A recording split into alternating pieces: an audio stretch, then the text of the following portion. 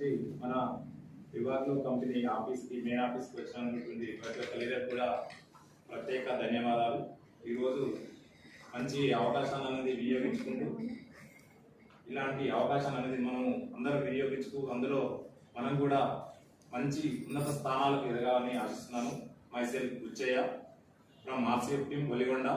నేను బేసికల్లీ ఒక జూనియర్ లెక్చరర్గా పనిచేశాను గుంటూరు వికాస్ కాలేజీలో, ఇక్కడే హైదరాబాద్లో.